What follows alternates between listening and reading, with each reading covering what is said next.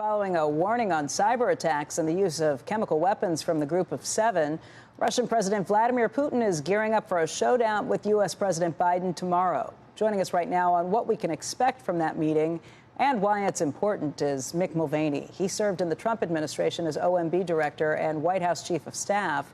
He's also the founder of Exodus Capital.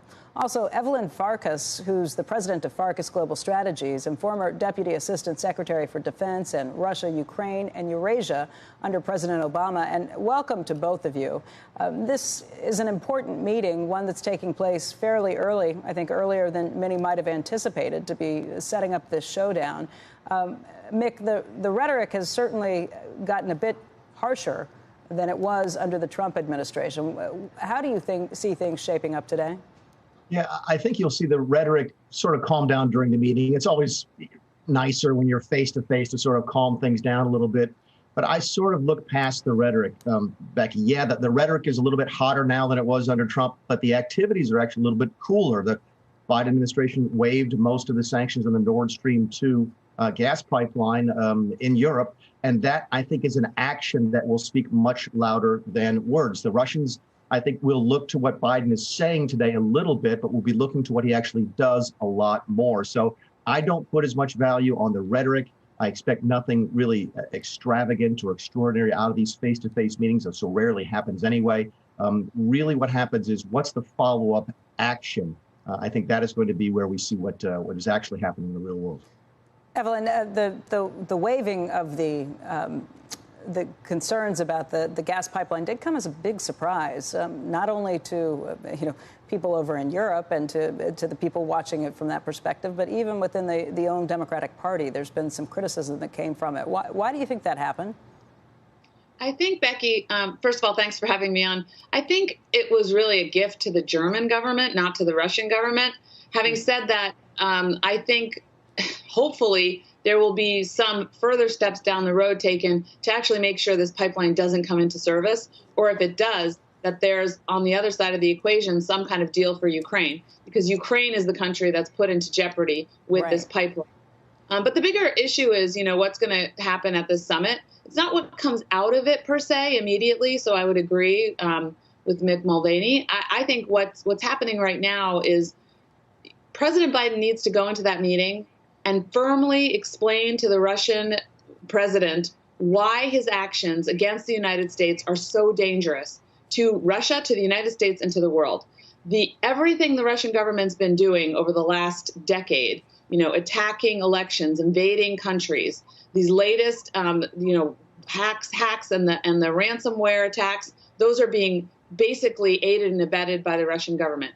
If these things don't stop, because they're basically increasing in tempo, which is an escalation. If we don't put guardrails on this, there will be a miscalculation. There will be an attack in the United States. There will be loss of lives. And then, as you can imagine, there'll be a really dangerous situation. So President Biden needs to spell out consequences so that he gets the Russian government to stop. I mean, we need to establish an effective deterrence. Evelyn, I agree with you 100%, but is a stern talking to going to do it when it comes to Putin? It does seem like there have to be some real understood consequences for the Russian government continuing to go down this path. We have a lot of power and influence. We can do a lot to harm Putin himself personally by exposing his assets globally, by conducting cyber attacks that are proportionate, in response, which I know that we have, according to media accounts, already done to some extent. We're also now allied with the Europeans and, of course, Asian allies against autocrats like Russia and China. And so I think that also gives some oomph.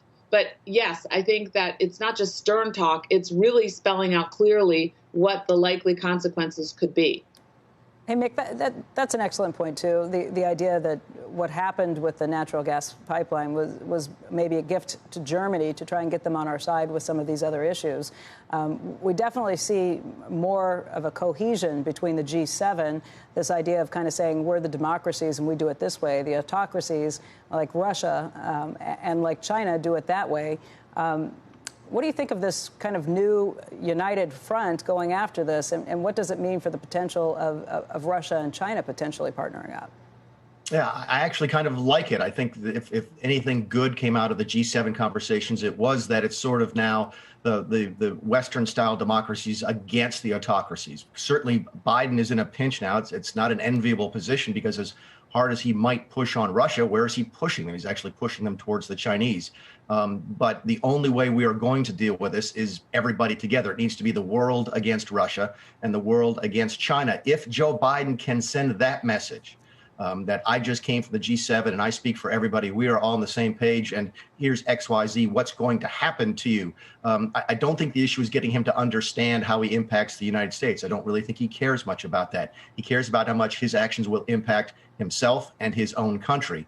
And if Biden's able to sort of send the message that Russia versus the world is where we stand right now, then I think you can have a productive meeting. Shepard Smith here. Thanks for watching CNBC on YouTube.